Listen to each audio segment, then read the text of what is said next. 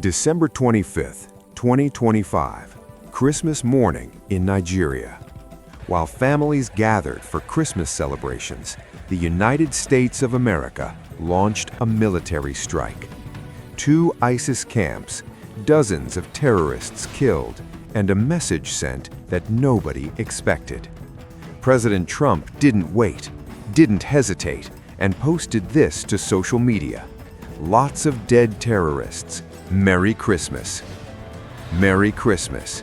This wasn't just another military operation.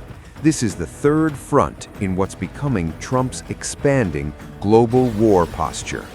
Nuclear threats against Iran, military buildup near Venezuela, and now boots-on-the-ground strikes in Africa. The man who promised to end wars is starting new ones. Stay with us, because what happened on Christmas Day in Nigeria reveals something far bigger about America's military future. But first, like and subscribe. This story is just beginning. Let's start with what actually happened.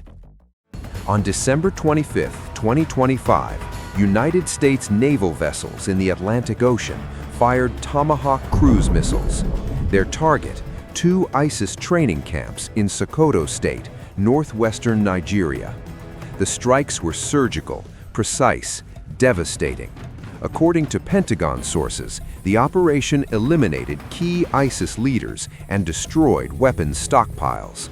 But here's what makes this different from every other counterterrorism strike: the timing. Christmas Day, the most sacred holiday in Christianity, and Trump made sure everyone knew it. This wasn't just military strategy. This was messaging, symbolic warfare. Trump's justification?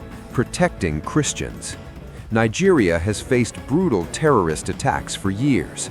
Churches burned, villages massacred, thousands dead. Groups like the Lakurawa, an ISIS affiliate, have terrorized northern Nigeria, targeting religious minorities. But here's the problem. Nigeria says the violence isn't just about religion. The Nigerian government immediately pushed back, stating that terrorism in their country affects Muslims and Christians alike. The Lakurawa isn't just ISIS, it's a hybrid network: crime, smuggling, extortion. Yes, terrorism, but with complex local roots. Northern Nigeria is predominantly Muslim. The victims of these attacks? Often Muslim farmers, Muslim traders, Muslim families. So why did Trump frame this as protecting Christians? Politics. Trump's base includes millions of evangelical Christians, voters who care deeply about global Christian persecution. By framing the Nigeria strike as a defense of Christianity, Trump accomplishes 3 things: energizes his religious base, justifies intervention, and creates moral clarity. But this isn't happening in isolation. In November, Trump threatened nuclear strikes against Iran if they pursue weapons development. In early December, the U.S. moved naval assets near Venezuela, warning against election interference. And now, Christmas Day, Nigeria. 3 fronts, 3 different theaters, 1 pattern.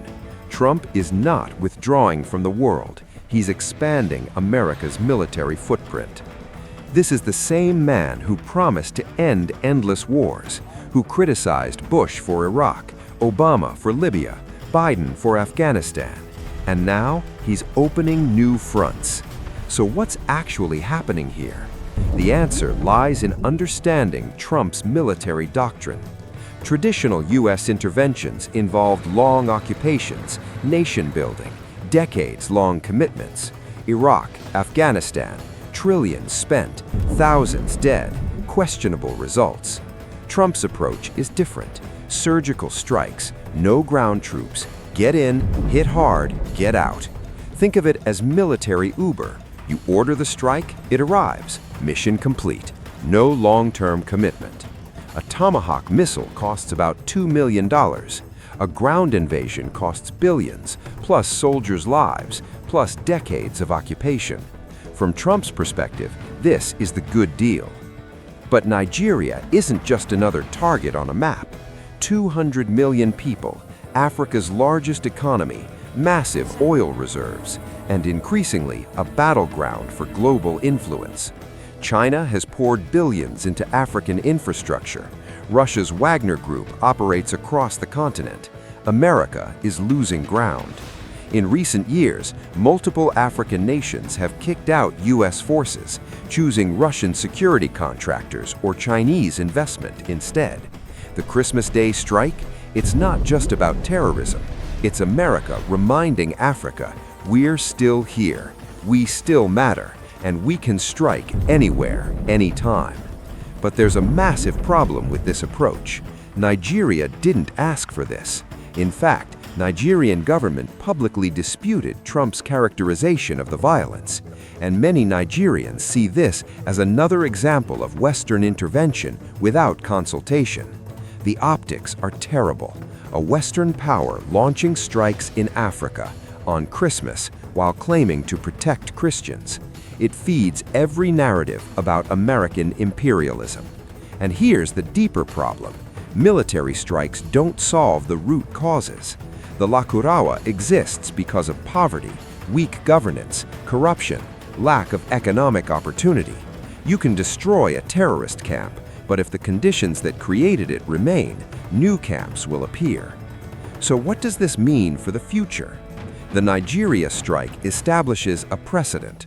If Trump is willing to strike in Nigeria, where else? Somalia, Yemen, the Philippines. Trump's strategy relies on advanced weapons, tomahawks, drones, precision strikes. These aren't cheap. Each operation costs millions, and unlike traditional wars with clear front lines, this approach requires constant readiness everywhere. Ships in position, satellites watching, intelligence networks active. It's not occupation, but it's not peace either. Welcome to perpetual intervention. No armies, no nation building, just strikes, anywhere, anytime. The international response has been complicated. America's allies are cautious. They support counterterrorism, but unlicensed strikes without host nation approval? China and Russia? They're watching carefully. Because if America can strike in Nigeria without permission, what's to stop them from striking anywhere?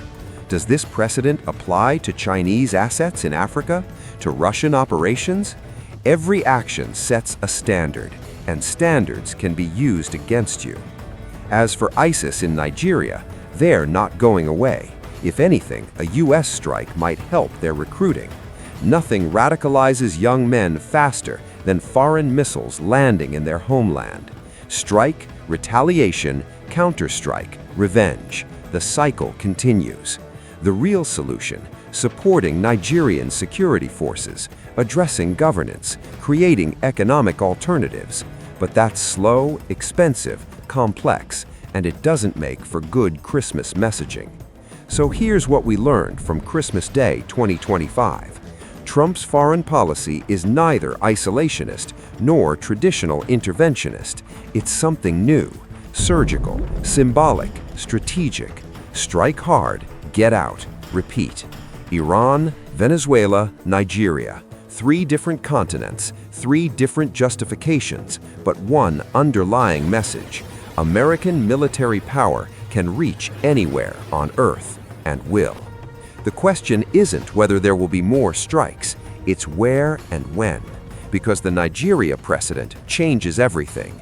If host nation approval isn't required, if consulting allies isn't necessary, if the justification can be as simple as protecting interests, then the entire international order just shifted. Trump bombed Nigeria on Christmas Day. He threatened Iran with nuclear weapons, positioned forces near Venezuela, and the year isn't even over. The future of American military power won't look like Iraq or Afghanistan. It'll look like this: surgical, remote, constant. No occupations, no peace treaties, just targets. And if you think Nigeria was surprising, you're not paying attention to what comes next. If this analysis gave you a deeper understanding of Trump's military strategy, hit that like button and subscribe, because this is just the beginning. The next strike is coming, and we'll break down exactly why it matters.